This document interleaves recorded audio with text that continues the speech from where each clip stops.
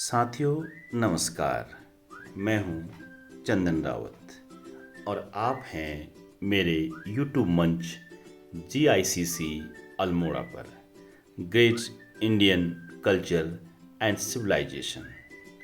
आज मैं आपको यात्रा पर ले जा रहा हूं उत्तराखंड के सुदूर क्षेत्र अल्मोड़ा के एक सुदूरवर्ती विकासखंड सल्ट की ओर। जी हाँ, इस चलचित्र में जो फोटो दिख रही है ये फोटो है एक प्राथमिक विद्यालय की। आज की कहानी में मैं बात करूंगा इसी प्राथमिक विद्यालय के कायापलट की। ये तस्वीर कुछ देर में बदलने वाली है। जी हाँ, सन 2012 में उत्तराखंड के विभिन्न प्राथमिक स्कूलों में टीचर्स की नियुक्ति कई वर्षों बाद हुई।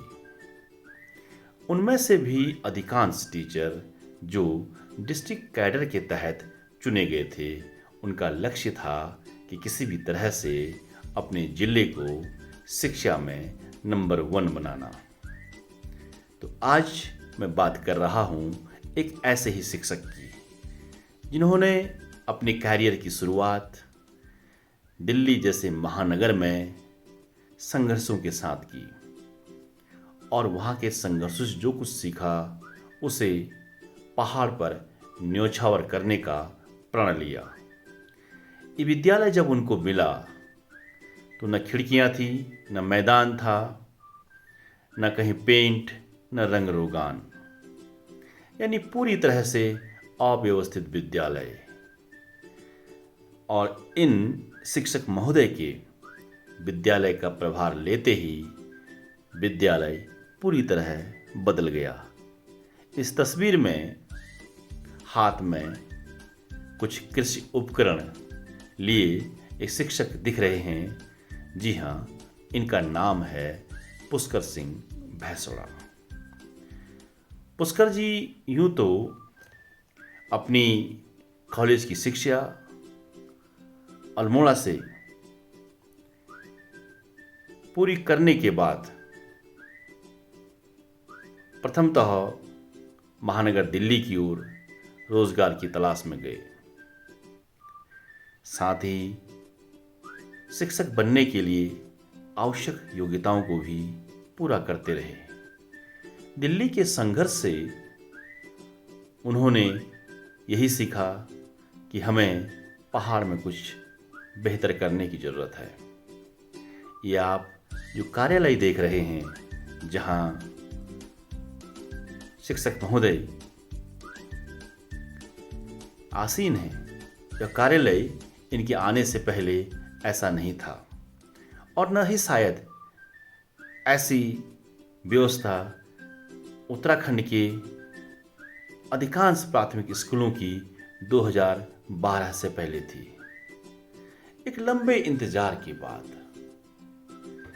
जब डिस्ट्रिक्ट काउंसलिंग के माध्यम से शिक्षक अपने अपने गृह जनपदों में शिक्षण कार्य के लिए पहुंचे तो उनका पहला लक्ष्य यही था कि उन्हें अपने क्षेत्र के बच्चों के साथ आत्मीयता के साथ शिक्षण, अध्ययन, अध्यापन और शिक्षा व्यवस्था को उच्चतम शिखर पर ले जाना है।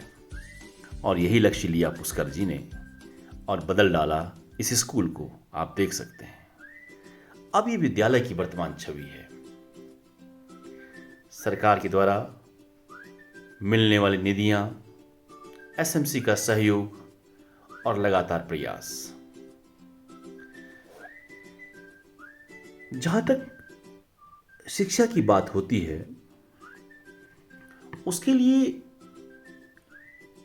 पर्यावरण भी आवश्यक है और इस पर्यावरण में विद्यालय का पर्यावरण कैसा होना चाहिए इस पर बार बार चिंता की जाती रही है। NCF 2005 में भी शिक्षा के भौतिक पर्यावरण पर विशद रूप से चर्चा की गई है और तब से सरकार ने लगातार रूपांतरण कार्यक्रम के तहत विद्यालयों को सजाया और संवारा है। लेकिन जो कर्मठता विद्यालय के प्रति 2012 के बाद शिक्षकों में देखी गई, वो पहले शायद इतनी नहीं थी।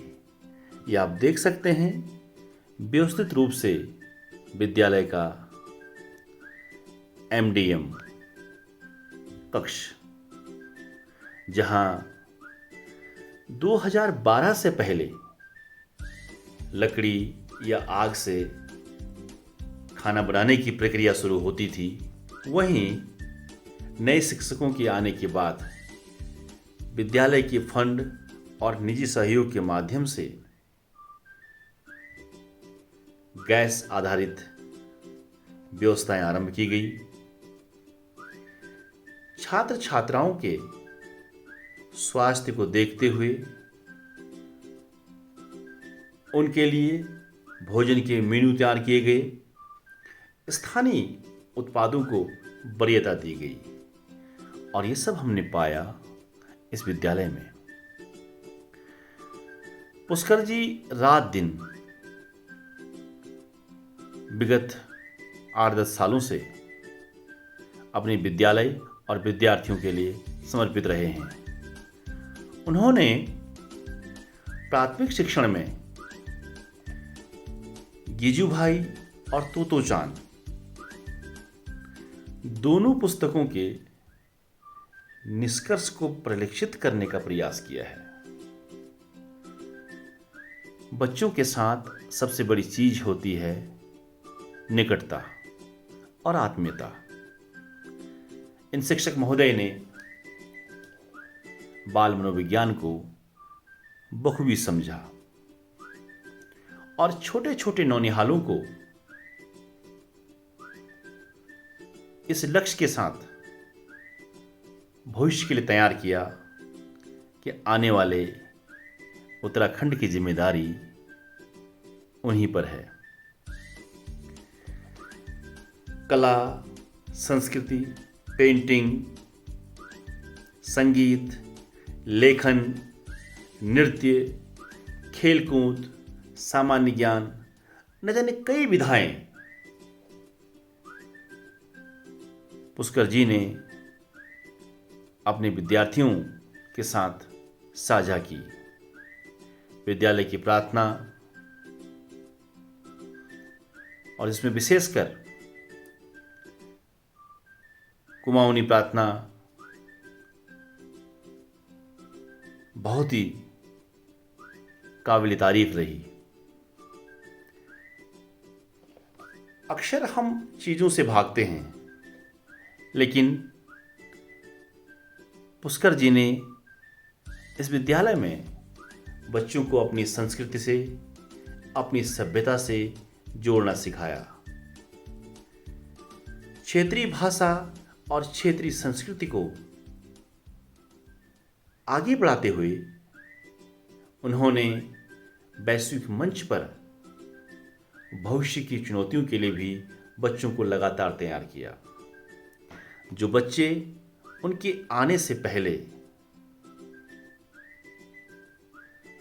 ये नहीं समझ रहे थे कि ये विद्यालय उनका अपना दूसरा घर है और इसकी व्यवस्था करना, इसकी व्यवस्था में सहयोग करना और यहाँ से कुछ सीख के जाना ही उनका दायित्व है, वो इन शिक्षक महोदय के आने के बाद बदल गया। अब बच्चे स्कूल आने लग गए, छात्र छात्राओं की संख्या बढ़ने लग गई। स्थानीय समुदाय में भी शिक्षक की जय जयकार होने लग गई। निश्चित तौर पर हम अक्सर परिणामों को देखते हैं कि किस तरह से परिणाम आते हैं, कितने के सिलेक्शन हुए, और उसी के आधार पर शिक्षक का निष्कर्ष निकालते हैं, जबकि यह एकमात्र सत्य नहीं है। शिक्षक के द्वारा दिया गया ज्ञान, उनके द्वारा दी गई व्यवहारिक शिक्षा भविष्य में बच्चे के हर कदम पर काम आती है। हमारे देश में कहते भी हैं कि जब शिक्षकों ने अपने छात्र छात्राओं को जीवन की शिक्षा देनी बंद कर दी और उसके बाद वो छात्र छात्राएं जब भविष्य में आगे बढ़े तो वे ही अधिकांशतः अंधविश्वास और पाखंड की चपेट में आने लग गए और अब वे खुद उच्चतम डिग्रियां, उच्चतम शिक्षा हासिल करने के बावजूद भी बाबाओं और लुटेरों के जाल में फंसने लग गए।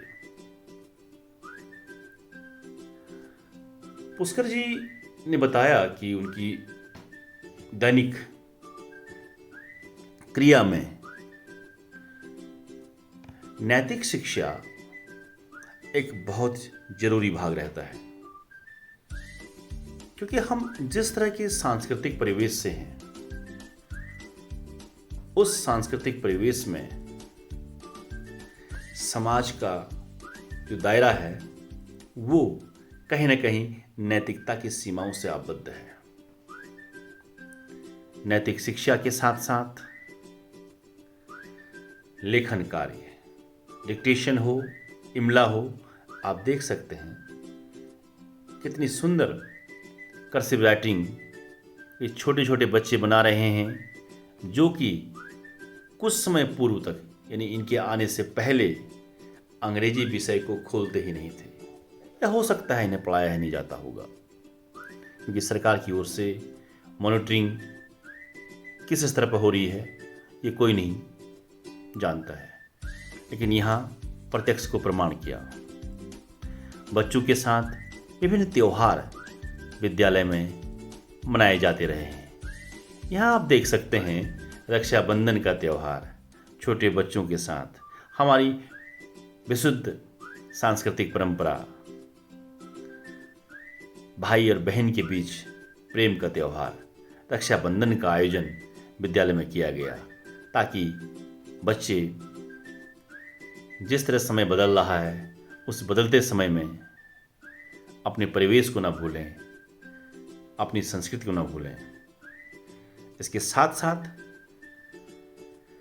शिक्षा दीक्षा का कार्य तो जारी है ही। लेखन के साथ साथ छोटे छोटे बच्चों को भी विभिन्न तरह के कार्यक्रमों में शामिल करना पुष्कर जी की खासियत रही है। यहाँ आप देख सकते हैं ये शायद आंगनबाड़ी के बच्चे हैं या क्लास फर्स्ट के बच्चे हैं। शिक्षक दिवस के अवसर पर ये बच्चे भी सर्वपल्ली राधाकृष्णन को सम्मान देते हुए, यानी भारत के दूसरे राष्ट्रपति, वो राष्ट्रपति जिनका सपना था कि क्या कभी एक शिक्षक भी इस देश का सर्वोच्च पद प्राप्त कर सकता है, और उन्होंने किया।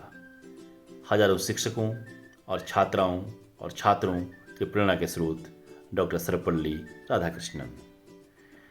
इनके विद्यालय के आसपास में ये जो टूरिस्ट प्लेस है, मनीला नहीं है फिलीपींस वाला, ये मानिला है जो सर्टे में है और एक फेमस पर्यटक स्थल है। हालांकि आजकल इस स्थल के आसपास जितनी भी लैंड्स हैं उसमें बाहर के पूंजीपतियों का ज़्यादा कब्जा हो गया है, लेकिन बहरहाल एक सुंदर स्थल और प्रकृति का बहुत ही रमणीक स्थल। ये योगा की प्रैक्टिस करते हुए बच्चे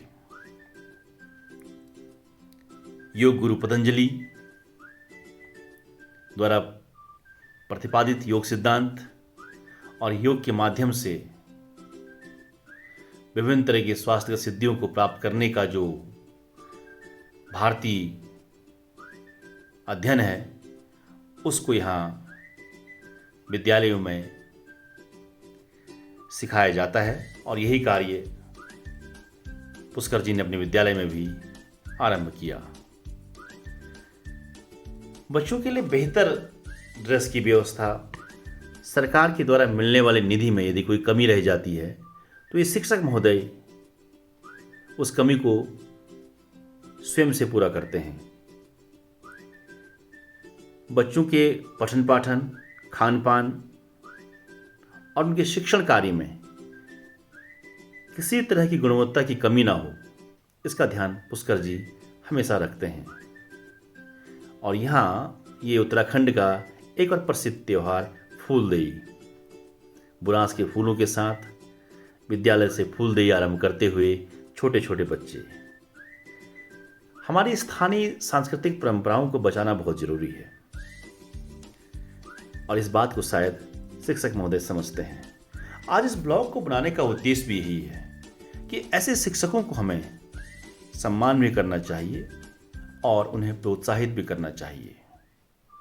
शिक्षा का मतलब मात्र शिक्षण नहीं है, शिक्षा का मतलब जीवन की शिक्षा भी है। और यहाँ आप बच्चे अपना कार्य करते हुए पुष्कर जी के नेतृत्व में ये विद्यालय उभरता हुआ और उदित होता हुआ एक नए प्रकाश में उत्तम कोटि की फर्नीचर की व्यवस्था। हालांकि पहले भी सरकार के द्वारा विद्यालयों को इन मदों के लिए धनराशि दी जाती थी, लेकिन ऐसा अक्सर जो एक स्टडी है जो देखने में आया है कि 2012 के बाद एक बड़ा बदलाव आया है इसमें। जो मैक्सिमम टीचर बेसिक में आए वो टीचर कहीं ना कहीं बड़े बड़े शहरों महानगरों में काम कर चुके थे और बस उत्तराखंड की सेवा करना चाहते थे। इसलिए उन्होंने अपने बच्चों को गवर्नमेंट प्लस स्वयं के संसाधनों से वो बेहतर सुविधाएं मुहैया कराई जो इन पहाड़ के बच्चों को मिलना चाहिए था। कहते हैं कि पहाड़ का पानी और पहाड़ की जवानी पहाड़ के काम नहीं आती, लेकिन अब ऐसा नहीं है।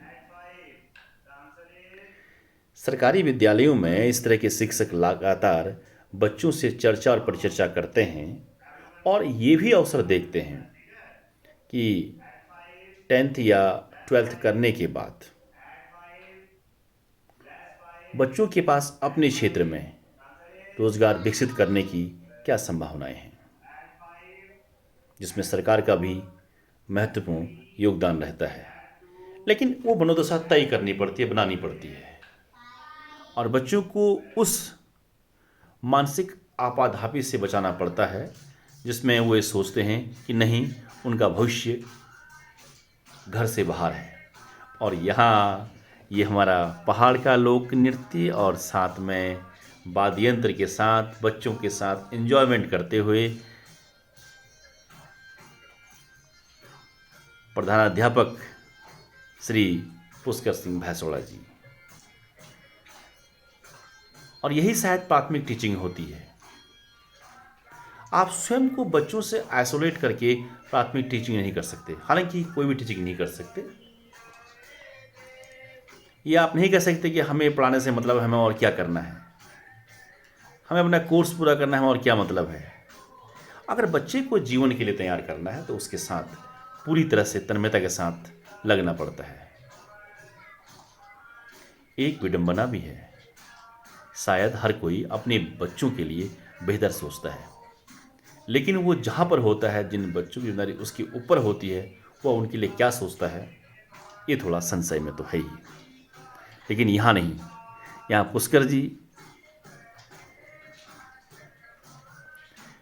जो कि सोमेश्वर क्षेत्र से आते हैं और इस समय कार्यरत जिस विद्यालय में हैं वो सल्ट क्षेत्र का विद्यालय है और ये संडे को भी विद्यालय पहुंचते हैं। कई बार बच्चों को बुलाया जाता है और संडे को भी बाल आधारित क्रियाकलाप किए जाते हैं। बच्चों का बर्थडे मनाना, उनके साथ छोटे छोटे हंसना क्यों है आयोजन इसमें करना, बेटा? उन्हें सिखाना जीवन के लिए, ये कई प्राथमिकताएं इस विद्यालय के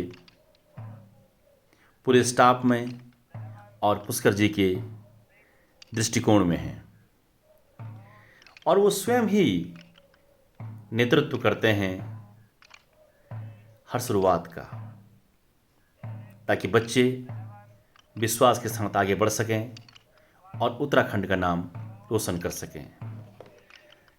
आज